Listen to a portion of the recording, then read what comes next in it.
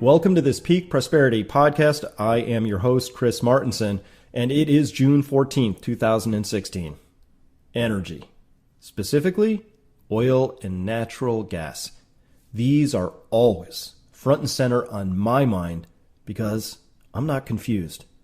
The economy is a subset of energy and not the other way around. Either a species has access to surplus energy or it doesn't.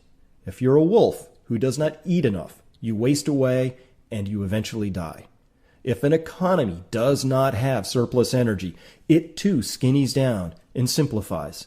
Less energy means less stuff being made, less stuff being produced, and less stuff being transported. Less energy means fewer jobs and fewer opportunities, something that should concern everyone. Now, the common story, or meme, if you will, in the Western press today, is that the world is awash in oil and absolutely overrun with natural gas. While such abundance may be temporarily true from a supply and demand standpoint, it would be a colossal mistake to then project that this abundance will always be true. Yet many make this mistake today. I talk to people all the time who have zero appreciation for the actual state of our dependence on petroleum and natural gas, and no understanding that both are of limited supply and will someday peak and then be entirely exhausted. Okay, so what I'm saying here is that energy is the master resource. And so we have to wonder deeply about what these currently low prices for oil and natural gas are really telling us.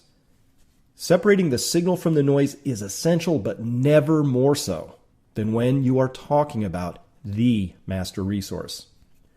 To help us make sense of all of this is, by far, my favorite oil analyst and energy specialist out there.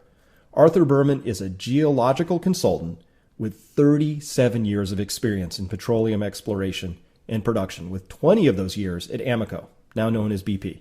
He's published more than 100 articles on geology, technology, and the petroleum industry during the past 5 years. He's got the chops, and he has published more than 20 of those articles and reports on shale plays, including the Barnett, the Haynesville, Fayetteville, Marcellus, Bakken, and Eagle Ford shales.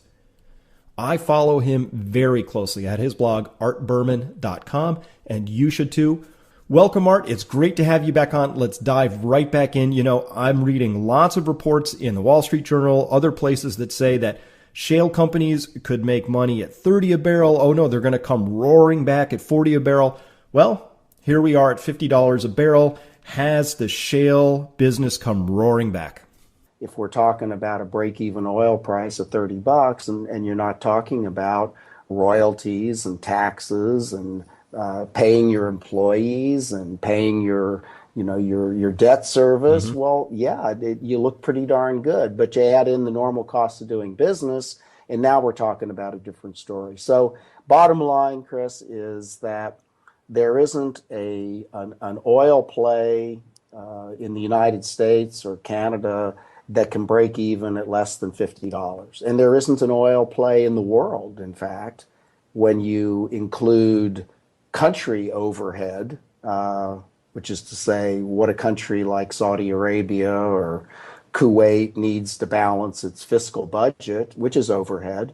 There's nobody in the world that can break even at less than $50. And by the way, Kuwait is the cheapest producer. So what we've seen is a situation where not very long ago, 1990s, in the 1990s, oil prices in real dollars, 2016 dollars, were $20.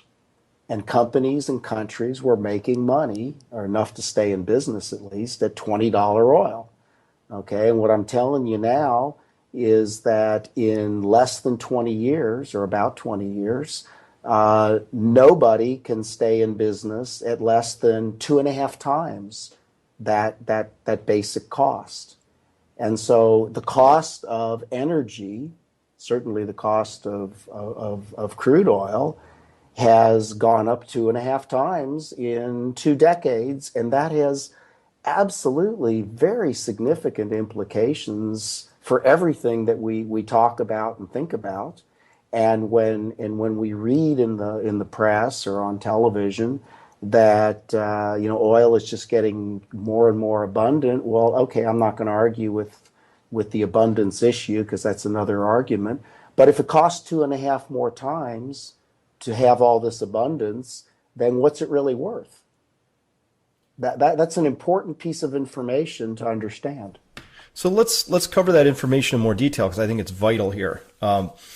It seems to me that when I look across the landscape, everybody on my listeners are pretty much all familiar with the idea that the amount of capital destruction in the oil business has been absolutely alarming. And lots of people are beginning to understand that today's lack of investment is tomorrow's shortfall. But what you're saying is that even if oil prices went up some, that if I'm interpreting right, the types of oil finds that are left are going to require a much higher price for oil in order to justify them, as you see it, as much as 2.5 times. That's absolutely correct. Yeah, we're talking about the shale plays. I can give you an optimistic view of them in terms of remaining resources and break even and all that. But as I said, 50 is the cheapest, and really we need to be talking about 60, 65 kind of on average for the best of the plays in the core areas. We've deep water is higher. Oil sands are depending, can be sort of in that range for existing projects, higher, probably 80 for new projects. And I just told you that OPEC, for the most, on average, OPEC needs $80, $85. Some are higher, some are lower. That's the way it always is. So that's the world we live in.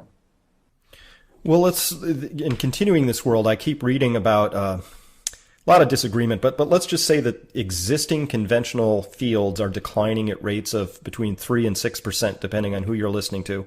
First, where do you fall on that natural decline rate? And second, it's those natural decline rates that, if I read a Bloomberg report correctly, are going to swamp new online efforts that are coming online from prior investments. Is this a seminal year, with 2016 being that magic crossover point where declines are going to exceed new supply? Is that important? And second, has it happened before? Well, again, we're talking about overshoot and undershoot, and what is happening right now that at least according to the International Energy Agency has never happened before, is that we've had 2 consecutive years where investment in oil production, infrastructure, exploration is significantly lower than the year before. And we may be going on a third year.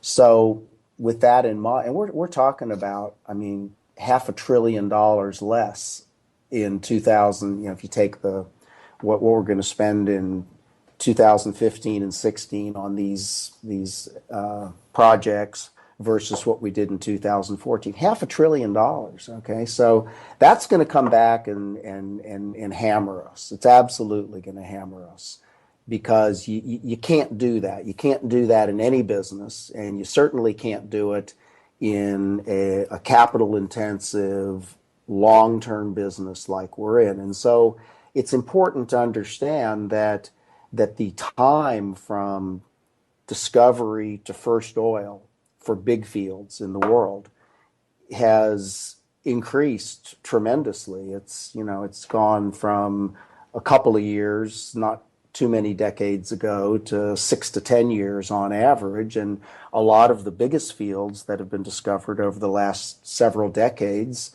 Kashagan is the one that comes to mind in the Caspian Sea, 30 billion barrel field, is going on, 15 years between discovery and first production for a million reasons that we don't want to get into, but it's complicated. Okay, you got politics, you got all kinds of people's budgets, you got prices, you got all sorts of issues. So that's the problem, that there are leads and lags that go into this, and so back to your decline rate issue, conventional oil is declining. It's in terminal decline. Nobody is investing in conventional oil projects that move the needle in terms of global supply, which doesn't mean that there aren't important things going on. And I mean, little guys like me, I'm drilling wells, okay, and these could make a lot of money for me and my investors, but not reserves that really matter. So all of the investment that's going on today is in expensive oil. And what I'm telling you is that over the last 2 years, the level of that investment has fallen off a cliff. And just to put it in perspective, a big piece of that investment is in proven reserves, things that we've already discovered, already appraised. The oil's there. We just have to spend the money to drill the wells and put in the platforms or whatever to develop it. 20 billion barrels of production has been deferred because of low prices. This is all going to, so what we're going to have, and I don't want to create any sort of sensationalistic, fears or anything, but I got to tell the truth. The truth is that we're going to see an absolute moonshot in terms of oil prices sometime sooner than later, I think. But let's just say in the next 5 years. And I shudder to imagine the devastating impact that that'll have on the global economy. It's just going to be, it's going to be paralyzing. Well, certainly because people who are unaware of energy have been busy conducting monetary and fiscal policy and goading us all, corporations, households, and governments alike, to get into more and more debt. Different discussion, but let's just say a moonshot in oil prices and well over 200 trillion in debt, not talking unfunded liabilities, just in debt alone. That's going to be a collision that's sort of a Hollywood blockbuster. I want to put this in perspective. Last year, the world pumped out and consumed some 31 billion barrels of liquids. We discovered in new reserves, so this helps to separate what you're saying. Some of that capex went into existing fields known. That doesn't increase the reserve count, but new reserves came online of only 2.8 billion barrels in 2015. So we pumped 31 and we found 2.8 billion new. Now, I'll go a little further. I don't know if this is sensationalizing, Art, but to me, I want to grab people by the lapels and say, your hair should be standing on end. This is a really big deal.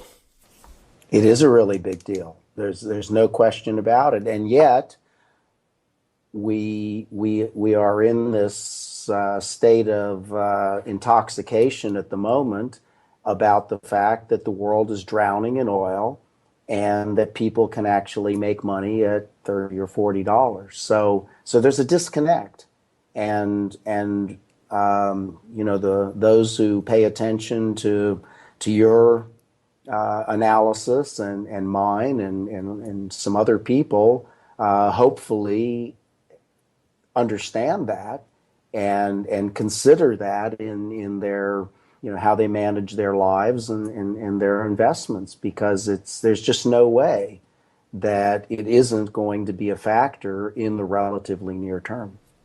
Absolutely. So to finish out this part on oil, I'm reading a lot about shut-in production in places like Libya, Nigeria, mostly geopolitical reasons. If those came back online, would that help to, not help, would those continue to perpetuate the oversupply issue, or are these just sort of noisy things at the edge of the story? Oh no, they're fundamental to the story, and so a big part of the resurgence in oil to almost $50, it's a little bit less than that today, has been what we call outages, okay, supply interruptions. And Libya has been a long-standing, I say long-standing, since 2011 or so, when that country got into civil unrest. And so there's 1 million barrels a day, plus or minus, that has been pretty much offline for better part of 5 years. Iran is back online, and they're now producing something like 800,000 barrels of crude oil more per day than they were in December. So that's a plus. Libya's a minus. Nigeria's having all sorts of issues. The government decided it wasn't going to pay off the folks that are now bombing pipelines and disrupting things. I don't know what that's going to be. It's a few 100,000 barrels a day. And then we had these big fires in Canada that have taken another 800,000 barrels offline. That's temporary. But so we've had and there was a big worker strike in Kuwait that for a couple of days took a lot off. So what all that did is it created a wake-up call for those who trade oil, and they said, "Oh my God, we have this oversupply, but it's fragile," and it is, and a couple of unanticipated events can move the balance very, very quickly. And so one of the phenomena that I've pointed out before is that we've had a couple of years, with the exception of Libya, really, a couple of years where there just haven't been a lot of outages in the world for reasons that I can't imagine. What's happening right now, and Venezuela, by the way, is on the verge of political collapse, and who knows what that's going to do, but it isn't going to be good. What we're seeing right now is kind of more normal. Maybe it's kind of moved to the extreme side of normal, but we had a couple of years with very few supply interruptions, and we coupled that with high prices and low interest rates, and we got the oversupply. So my point, Chris, is that I think that some of the enthusiasm about this latest price rally, if you want to call it that, I'm going to be a little bit more skeptical about its lasting power. And I'll just end with one final comment that there are no straight lines in the real world. And that could not be more true than with oil and natural gas prices, that these things are cyclic.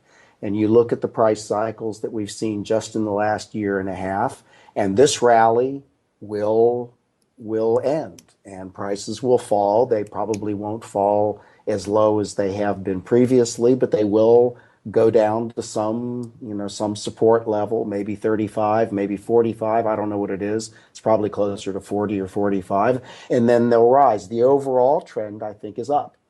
But it isn't going to be a straight line. There's going to be ups and downs. And we're seeing right now another factor. We haven't had a lot of global economic bad news in the last 6 months. And now we're starting to see it resurface, and that's starting to dampen people's enthusiasm for oil price. Yeah, that's the big asterisk on this story for me, Art, of course, is that if we do get into another capital R recession or capital D depression worldwide, of course, the demand side could easily take prices down. But I will note that we're starting to see reports that many hedge funds and other large money smart players, or so-called sophisticated players, I guess, they're positioning for a steep rise in oil prices 2-3 years out, mainly on the futures chain and using options and things like that. My summary for that would be that I think it would be a mistake for the average individual to not also, in their mind at least, entertain the idea that oil prices could go up a lot and the impact that might have on their life personally and then more broadly on the economy. But that's not a very commonly held view and could be wrong. But would you agree that people really ought to be seriously entertaining those sorts of knock-on effects? Oh, absolutely. So we have the short term, to say medium term of a year and a half, in which I think we're going to be on an upward trending roller coaster of oil prices, but upward trending in general. Now, things go terribly wrong with China, particularly. Things go terribly wrong, I don't know, with a Brexit or a Grexit or whatever. I don't think that'll have quite the impact of China, but those are factors that we need to think about. So that's the near to medium term. The longer term is the moonshot, and I just don't see any way that the global economy can withstand a return to even $100 oil prices, much less higher. It always kills the economy, and this time around the economy is so fragile because of debt and just poor performance, underemployment, under participation. It scares me to imagine what the effect of that could be. I totally agree. So let's reel it down a little more granular. If you have a point of view, I'd love to get your view on the sort of economic damage that's been inflicted on places like North Dakota during this rundown in oil prices. I mean, I'm looking right now at only 25 active drill rigs here on the June 14th report of 2016. And the same date a year prior, there were 187 drill rigs operating. That's an 85% decline in drill rigs. That's a lot of activity that's not taking place. That's got to be hurting. Oh, it is. And we heard all kinds of sophisticated economists early on in this price collapse talk about how this was going to be a net benefit for the global economy. I don't think that's exactly worked out the way that they thought. And the reason for that is I think that they failed to recognize just exactly what proportion of global capex, global GDP, energy has become. And so, sure, it's great that it doesn't cost us as much to fill up our cars and et cetera, but and that is a benefit for the consumer. On the other hand, you talk about North Dakota. Imagine entire countries like Nigeria, Venezuela, Russia to some extent, Angola. I mean, these are entire countries where consumers' ability to survive and to buy goods and services is largely dependent on revenue from oil companies and service companies spending money, paying salaries, and that isn't happening. And part of the reason that we're seeing so much political unrest in places like Nigeria, Venezuela today are because not only are oil prices low, but spending is low, and therefore people aren't making any money. So yeah, and I see it in Texas. Texas is probably as bad as North Dakota. That it's not just the drilling rigs. It's it's all the associated things. The people who drive cars and trucks, who stay in hotels, restaurants, have their cars fixed, need their houses or their apartments or their trailers serviced. I mean, all of that. The amount of spending goes way down, and that's difficult for those local economies. Absolutely. And speaking of Texas, let's turn our attention now in the time we have left to gas. I loved your recent data-filled piece entitled "Shale Gas: Magical Thinking and the Reality of Low Gas Prices," found right at artberman.com. Of course, Art, you had me right from the opening two sentences, which were, I'll quote here: "Enthusiasts believe that shale gas is simultaneously cheap, abundant, and profitable, thus defying all rules of business and economics. That is magical thinking." What's magical about that thinking? Well, it just sounds so good, doesn't it? It does. Cheap, abundant, and profitable. Lovely. You got to love it. It's it's back to the nursery. But that's just not the way things work in the world. And the piece that's absent from those kind of people's thinking is, and it's all funded by debt. You can carry on pretending like you're making money because you continue to drill and produce as long as somebody keeps giving you money. What happens when they stop? I mean, this is Wile E. Coyote all over again. He can run out over the Grand Canyon and keep on moving until he looks down and realizes he's not on solid ground, and then of course he crashes and burns. And that's exactly what we're seeing with shale gas. Shale gas has been a marginal business at best for all of the years I've been looking at it, and I have my share of critics who constantly point out, well, you were wrong. You've been wrong all along. And I don't mind being wrong because, I get more information and I'm going to change my opinion. I'm not a politician. Flip-flops are okay for a scientist if data says you got to change your mind. And to me, that's just intellectual honesty. But the thing I've been most wrong about was the longevity of shale gas companies' ability to keep getting money and therefore to continue running themselves into the ground on unprofitable ventures. I completely blew that. I just couldn't imagine that could go on as long as it has, and Yeah. I was wrong. Yes. So you keep in this article, you keep posting these very damning tables of the actual break-even cost for these shale companies, not just being a little bit higher than the current price of gas, but sometimes as much as 100% or even 200% higher. First, how do you arrive at such calculations? And then second, with hindsight, how is it that you and I have been so both wrong at how long they've been able to keep this magical fantasy going? So first, the break evens. Why are yours so out of alignment with what the industry says? I think it's pretty simple, and I've done this long enough, and I have an engineer colleague that works with me. I mean, we've been over and over plays like the Barnett and the Fayetteville and the Haynesville and the Marcellus since go.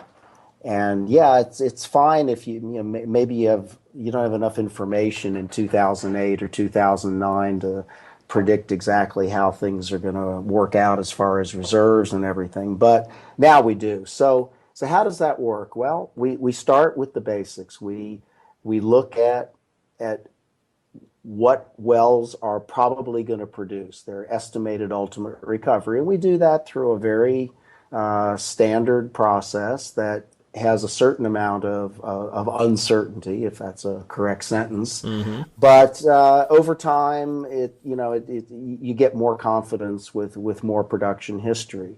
So one place where you get a big disconnect is that I don't know where the analysts that talk about shale gas breaking even at $2 or where, I don't know where they get their reserve numbers, but they must get them from a really different place than where we get them. And I feel, we're pretty confident that we're right within, 15 or 20%.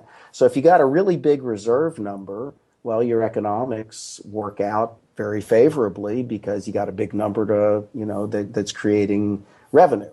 So that's one half of the story, and the other half of the story is cost. What does it cost you to do business? And as I said early in this discussion, if you exclude a bunch of costs, then you come up with a much lower break even. And by the way, we don't include land costs anymore. We should and we'd like to, but we just finally gave up on that. Okay, we don't want to be that far out of calibration with the rest of the industry.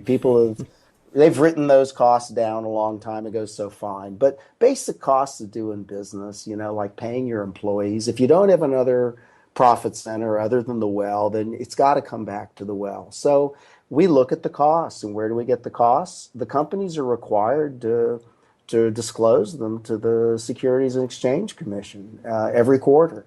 So we don't make up the costs; we get the costs from the companies, and I assume they're right, or else they could go to jail. So you take the costs, you take the reserves, and you take the price, and you can run different price scenarios, and then it's just basic economics. I mean, there's nothing magic. There's nothing complicated here at all.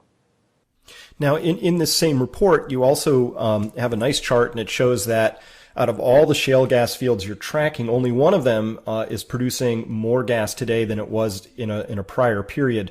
Leaving all the rest of the plays, of which I didn't even count them, was there a dozen or more? They're all producing less than they used to. Is this post-peak of production, is that an economic peak or a geologic peak that's been experienced? Well, it's a bit of both. And so the first shale gas play, the Barnett Shale, which is in north central Texas, and the second, the Fayetteville, which is just up the road in Arkansas, basically the same rocks. Those were plays that were supposed to last, 50 or 100 years, and here we are a decade into their production, and there are 0 rigs in the Fayetteville, and there are 0 rigs in the Barnett. Does that mean that they've reached full development? No. But at current gas prices, and by the way, at much higher gas prices, our estimates say, you need something like at least $5 or $6 gas before additional drilling makes any sense. We haven't produced all the gas, but we've produced all the gas that makes any sense, even to companies that get free money to keep on going at anything close to the prices that we have today. And companies are, as one of my friends says, they're voting with their feet. So if they have a choice of spending money to drill a well in the Barnett versus drilling a well in the Marcellus, and they have a position in the Marcellus, they're gonna put the money there every day of the week because the break-even price is lower, the cash flow is higher. So they're not gonna drill the Barnett. So the United States has got a ton of gas. I mean, I don't want anybody to come away from what I say or what they read from what I write, thinking that I'm saying that the resources aren't there. The resources are large. Not as large as the enthusiasts want you to believe, but they're quite large. The problem is what you can reasonably drill and produce at anything close to what realistic prices might be.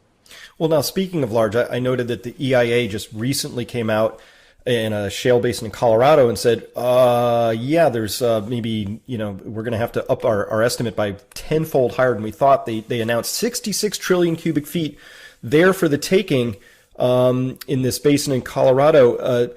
Doesn't this massive reassessment support that view of the enthusiast that says, well, we'll just keep finding more and more forever? No, because that's a resource. Okay, there's an important distinction between a resource and a reserve. A reserve is a volume that is can be commercially produced at a price, at today's price. A resource is a volume that can be technically produced if you don't care about price. So they're very, very different. And I point out that the only thing that's the same are the first three letters. They both start with RES. And so the EIA is talking about what they call a technically recoverable resource. And that's, people should just ignore that number. That's like saying, well, if I eat well and get the right medicine, I can grow to be 7 feet tall and live to be 150. Well, nobody does, or very few people do. So forget that idea. Let's stick with something that actually can be commercially produced. That's a reserve, and those numbers are, as I said, large, and anybody can find what those numbers are. They're available on the EIA's website, and I recently just did an evaluation. There's a group out of Philadelphia called A Pipeline for the Future, and in their executive summary, they say that there are centuries of reserves in the Marcellus and Utica shale plays at current production rates. Well, that's just absolutely untrue. I mean, you take what the EIA shows for reserves, even including undeveloped reserves, and you add those up and you divide by current production rates and you end up with 20 years. Well, I mean, 20 years is a lot of gas, don't get me wrong, but centuries? How do you get from centuries to 20 years when all you do is go online and look at a number, look at two numbers, a reserve and a production rate? That's not Art Berman's interpretation. I mean, that's data. Okay, so that's the background. Well, speaking of those cheerleaders, so close to my final question, I notice here that U.S. companies are still building massive new facilities, electrical production and industrial uses that will use gas, while gas producers themselves, they're scrambling to figure out how to export more of it as quickly as possible. So let me ask you this, Art, there are a lot of very intelligent people involved in these projects, a huge amount of capital. Well, what could possibly go wrong? Well, everything has gone wrong. That's the problem. There were all kinds of misbegotten efforts over the last 10 years to try to increase U.S. consumption. Let's have natural gas powered cars. Let's export more gas. Let's do all this stuff. And the truth and the reality is that the only growth area for natural gas consumption is in electric power generation. And all the rest have kind of fallen by the wayside. Gas-powered cars are, I won't say they're a bad idea, but there are a lot of problems with getting, well, people just haven't bought into it. Let's just leave it at that. Gas export is, you hear an awful lot of, furor about that, but the truth is that we're not exporting hardly any natural gas right now, except by pipeline to Mexico and a little bit to Canada. But by the liquefied natural gas, very, very tiny volumes. And looking out to say 2020 or whatever, maybe 5 or 6 BCF a day, billion cubic feet of gas a day, compared with what we produce right now, which is about 75 or so of dry gas. It's not nothing, but it's a relatively small percentage. So the problem is that we're just not consuming enough to compensate for the grotesque level of overproduction. The result, therefore, is crushingly low gas prices that are now starting to show up in a very negative way in everybody's balance sheets, and companies are going bankrupt. They're in serious trouble, all of them. Well, now that brings me to my final question, which is that let's say that someone listening agrees with us that oil and gas have to go up in price at some point, but there's all these hidden crushing landmines of poor economic performance out there. What's the right way for an average investor to go about investing in this space? Carefully. There's a lot of risk because of all the things we've been talking about here for the last 50 minutes. So it's important to you want to listen to Kramer, or you want to read what people write in the Wall Street Journal. Fine, go ahead and do it, but you really need somebody guiding your investments that has a better understanding of all the uncertainties and in the big picture involved. Now, having said that, I'm on record as saying that I think natural gas is the more attractive of the two commodities as an investment. And I've been saying this for some time, and just in the last couple of weeks, I mean, the price of gas has gone up dramatically, and that in spite of the fact that we still have a very large overhang of storage. And what's the reason for that? Well, markets, I won't say markets are smart because I don't know who markets are, but markets are fairly good at anticipating what's coming in the future. And the gas market right now, and there are people that are thinking about this, they're saying, oh my gosh, I mean, you look at the additions to gas storage compared with a year ago or compared with the average, and they're puny. And so we see that there's going to be a supply deficit down the road. And oh, by the way, all of this export of pipeline gas to Mexico and Canada and LNG export is contributing to that. So and so some of that is due to lack of investment because of low price. And shale gas, which is the only growth in U.S. gas supply, has rolled over. Okay, at best it's flat, and I say that just because it's a moving target that changes monthly, but it's not growing. And conventional gas is like conventional oil; it's in terminal decline. So there's a convergence that's on us right now in the U.S. with natural gas because it isn't a global commodity. We can't import it from Saudi Arabia or wherever. Natural gas prices are going up because the market anticipates that we're not going to be able to keep up with demand, and that's the bottom line. So I see, and I've written about this. I think gas prices could easily be $3 by the end of the year, and could be $4 a year from now. Now that's still below the break-even price for most of these plays, but for an investor, If you got a company that looks reasonably attractive at $2 gas, then they got to look great at 3, right? Well, that's the hope. And of course, the easy part of this is buying into a commodity play when it's below the cost of production. That's the easy part. The hard part, as you've articulated, is that some of these companies have already stepped on their own personal economic landmines. And so you have to dig through because some of these companies deployed capital when prices were far higher. Those wells have already gone into their decline phase. So that capital has already been betrayed. Trying to detangle all of that and figure out who's upside down on the debt bandwagon is not always an easy task. But I agree. I think there's a no-brainer component of this, which is things have to get back up to at least the marginal cost of production. That's going to create some winners. But boy, teasing out the losers is take something other than your usual Wall Street cheerleader analyst to help you untangle. So pick carefully and do your due diligence or find somebody you can trust. That would be my advice. But I agree, there's some great investments to be had here. So with that, thank you so much for your time today, Art. As always, I can hardly wait to have you back on. Today was so good. It's been a real pleasure speaking with you. Always fun to talk to you, Chris. Thanks a lot.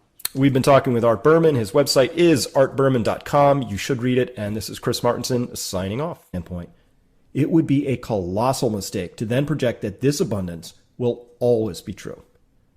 Yet many make this mistake today. I talk to people all the time who have zero appreciation for the actual state of our dependence on petroleum and natural gas and no understanding that both are of limited supply and will someday peak and then be entirely exhausted.